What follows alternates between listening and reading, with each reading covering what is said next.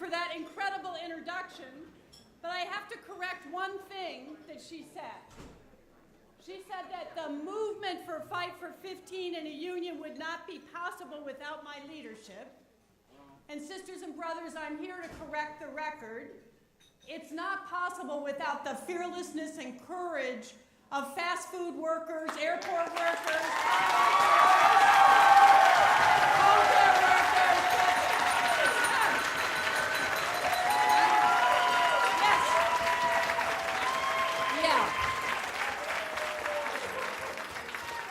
So it's an honor to be in the state with the activists who made it possible for your governor to answer the call of those workers and use a 55-year-old law that nobody believed would ever get used again to raise wages for tens of thousands of working people within 3 months. We come to thank New York State activists for making this moment possible. Yeah. There are so many leaders in this room.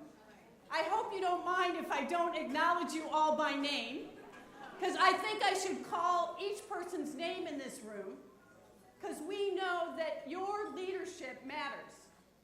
Your leadership and your willingness to make a phone call, to put in a few more hours, to knock doors, to fill out this membership envelope that we were just called to fill out, are the key ingredients to the building of the movement that we are going to not allow anything to stand in our way to build a powerful force for change in this nation so we can unrig the rules that the wealthy and corporations have tried to exclude us from the economy and democracy.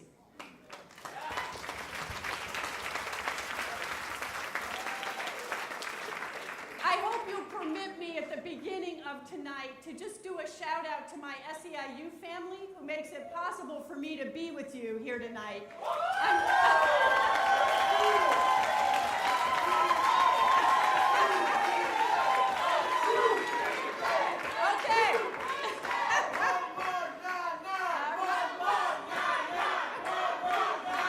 Okay. Okay, my sister, the chair of SEIU Healthcare, Dr. Tony Lewis, who has been with you tonight. Scott Phillipson, the president of 200U, I think is in the room with maintenance workers from 200 United. And our 1199 United Healthcare East brothers and sisters who are fighting every day for healthcare justice. And our 32 BJ leaders who are standing with JFK and LaGuardia airport workers and insisting that when you work for a living, you ought to be able to lead a decent life.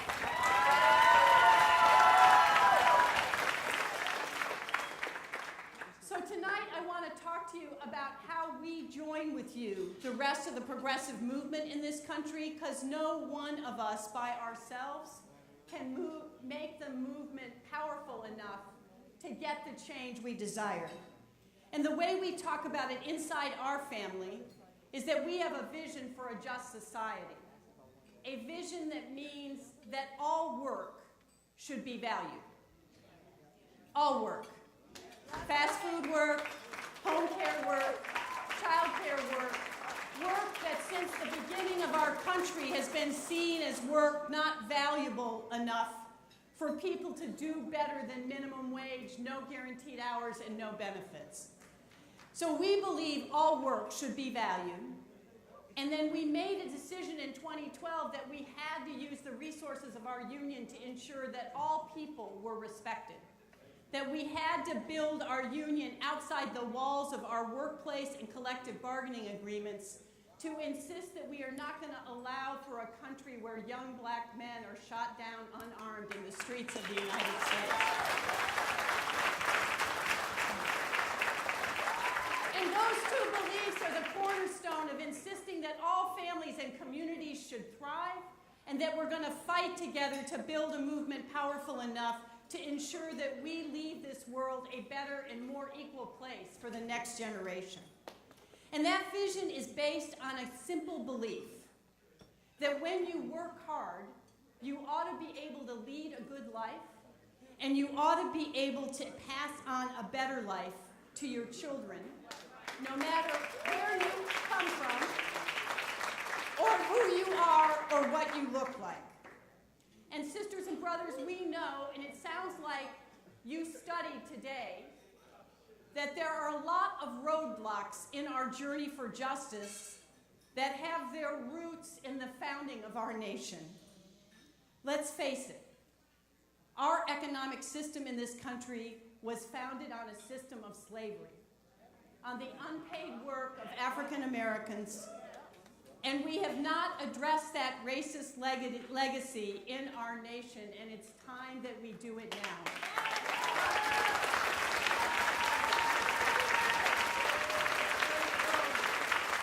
And layered on top of that racist legacy is the past 40 years of rules that the wealthy and corporations have rigged to favor the powerful and the rich and powerful against the rest of us.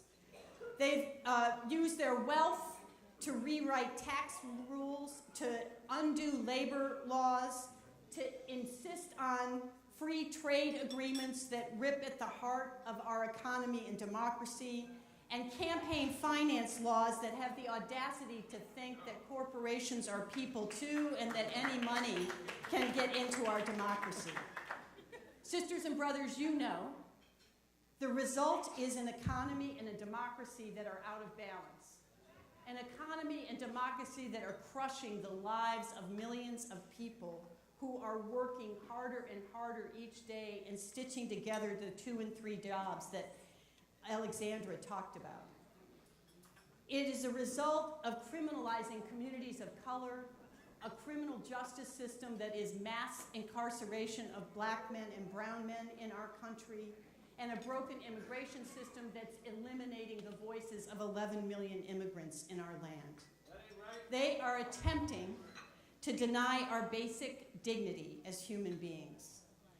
Human beings like Alexandra, that we just heard from, and Flavia Cabral, who I had the honor to stand with when Governor Cuomo made his announcement of the wage board 2 weeks ago in New York City. Yeah. Flavia, I have a picture of her that I want to show.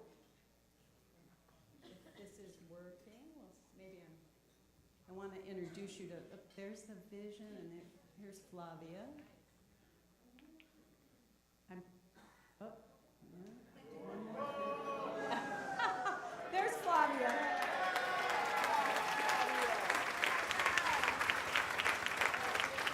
She earns $8.75 an hour. She's forced to rely on food stamps to feed her family. She looked at me recently with tears in her eyes after this event that we did and said, "We are going to win 15, but I know I need to be in the fight until we win a union for all fast food workers in the United States."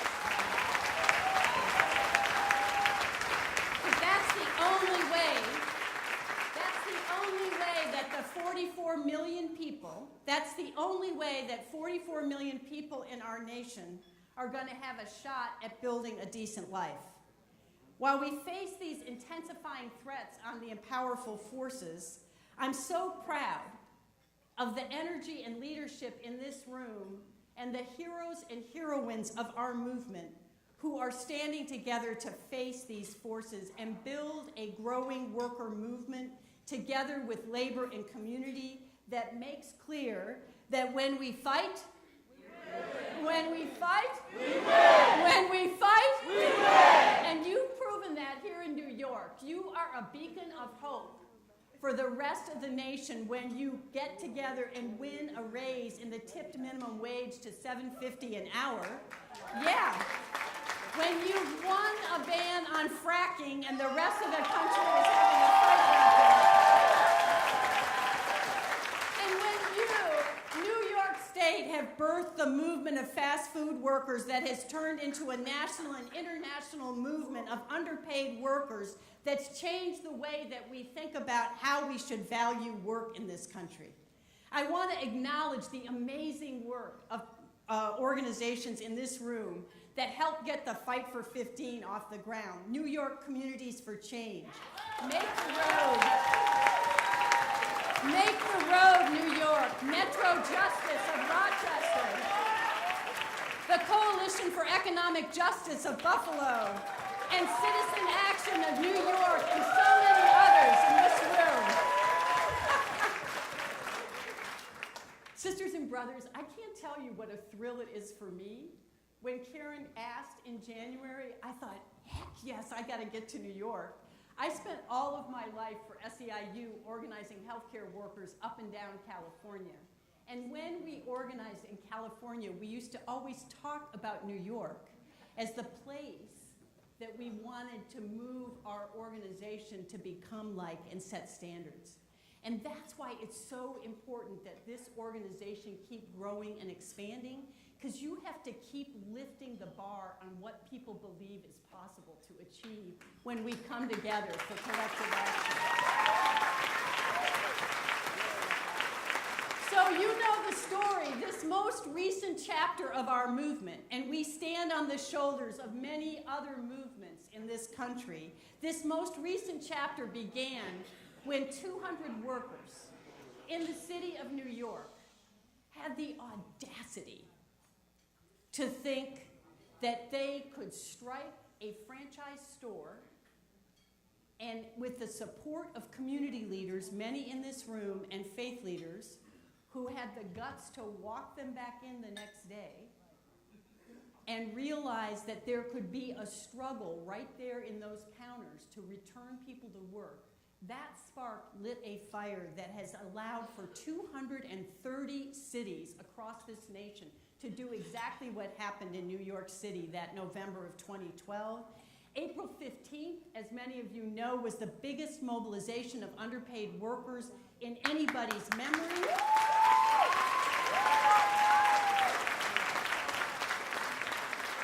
240 cities in the US. We thought 220 cities were striking the week before, and in the 5 days leading up to April 15th, 20 more cities jumped off. No staff support, no full-time anybody. People with their guts and their hearts deciding, I gotta join this, I wanna change my life too. And then 34 countries joining together in a global movement, 7 of those countries striking their fast food sector that day. And I wanna show you a video just to give you a taste of what New York City and New York State has sparked for the entire world on the impact of 415. Hourly workers wanting more in their take-home pay have been fighting for 15 throughout the day. In support of the call for a higher minimum wage, certainly on the forefront today, workers across the country took part in what's called the Fight for 15, a wage of $15 per hour.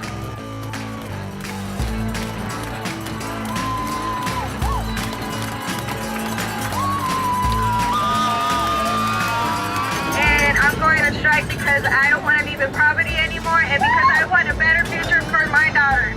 More than 100 people, including fast food workers, clergy, and community activists, marched down Main Street in Amherst, calling on fast food giants McDonald's, Wendy's, and Burger King to raise the minimum wage to $15 an hour. 15! No! 15! No! I have seen this scene play out several times today across Milwaukee, and the message has been the same. These hourly workers, they want more, $15 an hour, and they tell me they're not going to stop till they get it. We fight for 15 all over this country. 40 other countries are in this thing with us, on 6 continents. So we're not alone here today, and what we're saying is right. Workers want the minimum wage raised to $15 an hour. They chose April 15th, tax day, to highlight the fact that they are paid so little they have to rely on public assistance to make ends meet. College students, healthcare, retail, and childcare workers are also joining the fight.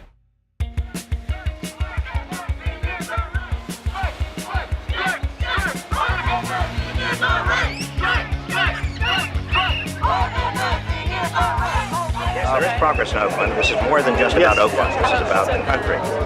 Oakland can go further. But workers around the country and in Oakland need a $15 minimum. It's the minimally decent thing to do. I be working off the clock, I swear that's wage stuff. But they don't know that there's a union protecting the workers. If you believe in your committee, then fight for your purpose. Show me 15. Show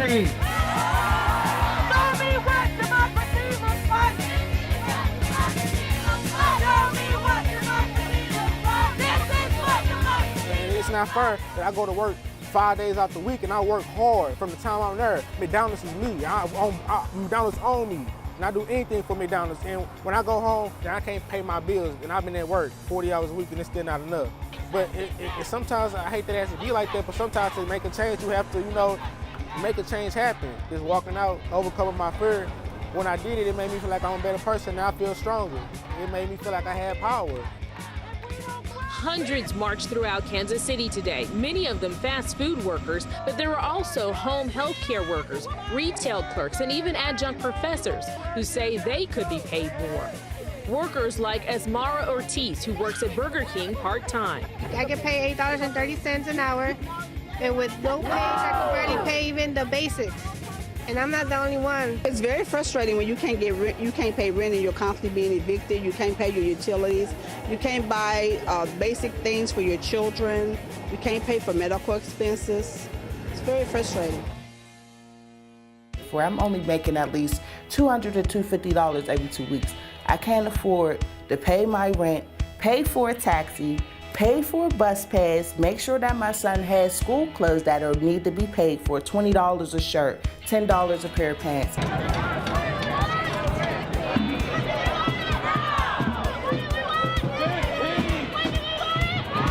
I want them to pay attention and look at what we're asking for. We're not asking for a lot. With the work that we do, we should be paid, compensated for that. We can sit up in our dorms and pretend that oppression is part of the past. But our education and that degree will mean nothing if we don't come out here in the streets and fight oppression now.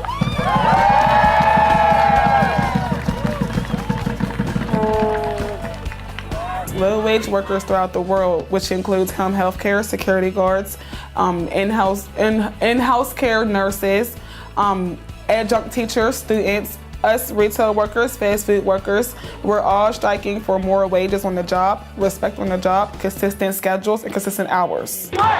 We sweat, put 15 on our check, come on, we work. We sweat, put 15 on our check, let's go, we work. We sweat. Everybody's just tired, fed up with the poverty wages, fed up with being treated bad on a job, fed up with, I know I'm fed up. Fed up with getting paid $7.60, what's $7.60 anymore? A few years ago, the conversation around the minimum wage was raising it to $9 or $10 an hour. Now, these low-wage workers are demanding $15 an hour and the right to unionize. And it's not just fast food workers anymore. It's home health care aides, industrial laundry workers, construction workers, students and graduate students. So they're framing this as a full sort of social justice movement. And they have reason to think they'll be successful. Already we've seen Walmart, TJ Maxx, even McDonald's have raised wages to some extent in the last few months. These workers say McDonald's is a very small raise, which only went to 10% of workers. They call that a PR stunt. They say they'll settle for $15 or nothing. They're trying to get rid of the low class, the middle class, and only let it be, if you're rich, you're rich. Poor, you're getting more poor. That's not right. If we don't get it, if we don't get it, if we don't get it, if we don't get it, if we don't get it. My name is Diamond. I am a McDonald's worker. We are fast food workers. We are low-wage workers. We are mothers and fathers. We are sons and daughters. We are families. McDonald's made $5.6 billion. We are in poverty. We demand 15! We demand you have rights!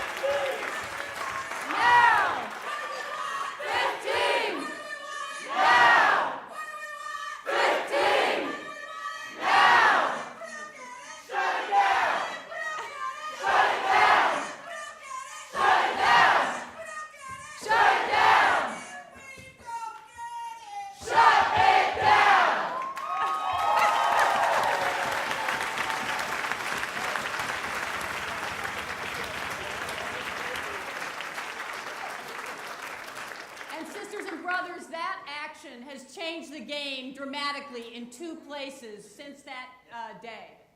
Los Angeles City Council just voted $15 by 2020. Yeah. For 650,000 workers are on their way to earning $15 by 2020. And Kansas City and St. Louis just last week passed the same initiative at their city council, and it's on its way to getting adopted. It was amended after the LA action because it forced the business community to have a conversation with the elected officials in Kansas City and said, okay, well, if they can afford to do it in LA, we can afford to do it in Kansas City. And then St. Louis jumped on board and said, Kansas City can't move without us. And so it's having the effect that we were imagining. But that I wanted to leave you all with. The thing that I think is really important is to remember that while there is incredible momentum about the wage increases, there is something that the New York Times editorialized on the day after April 15th that has to be our clarion call for the next period of this movement. That there is a parallel demand of the protesters beyond a robust minimum wage increase.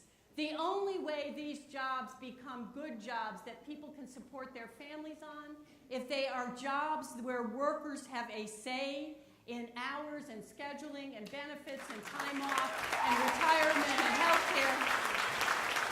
And you and I know, brothers and sisters, that only happens if 1 million fast food workers who work for McDonald's, Wendy's, and Burger King set the stage through a national agreement with those companies, just like those companies have agreed to for workers in Denmark and Australia and South Africa and Germany. They can do it around the globe. They're going to do it in the United States of America.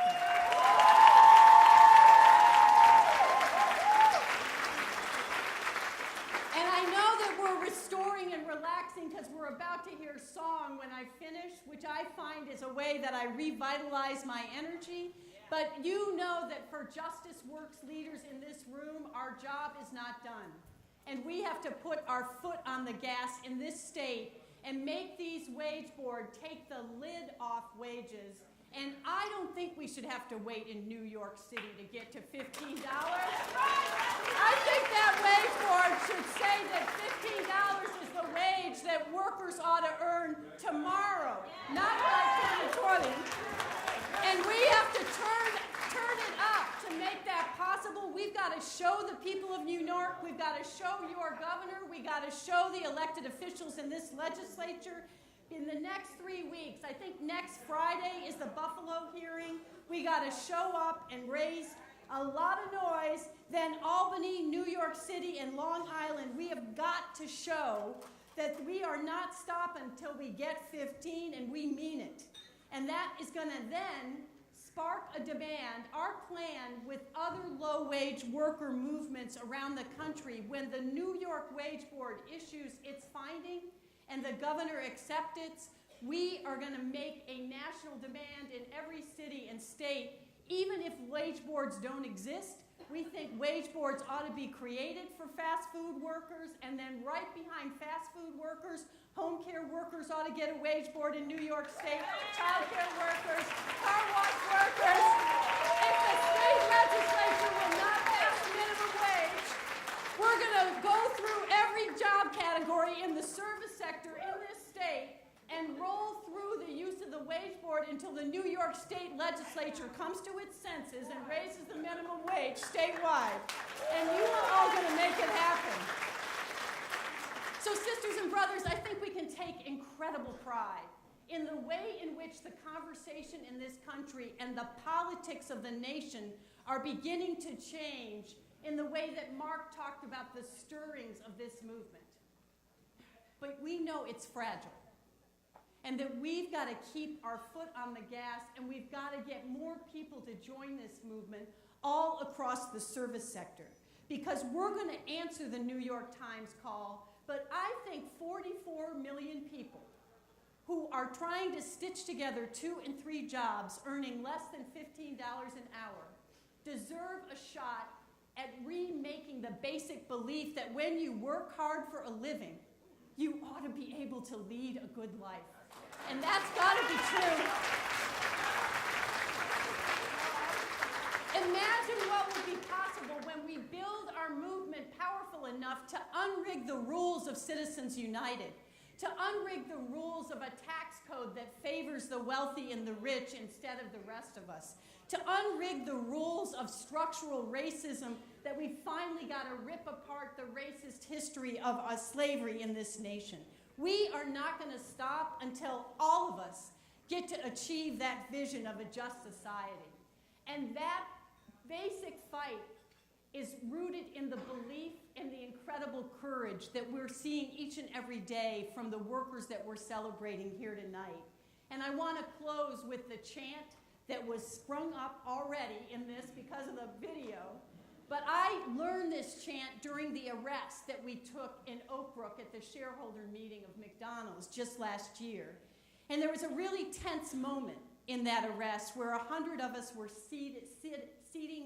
sit down on the driveway of Hamburger University, and about 100 riot police came, and helicopters moved up and were filming us, and several armed kind of gunmen were on top of the building pointing rifles at us, and one of the protesters made like a 6-inch step forward, and the police batons became a yard long, and dogs came out of the vans, and this young woman behind me said, "I came to get arrested.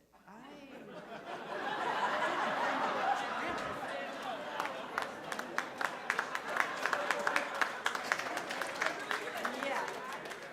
And then just over my right shoulder, a young man in a really soft voice started almost like in prayer, I believe that we will win. I believe that we will win. I believe that we will win. I believe that we will win.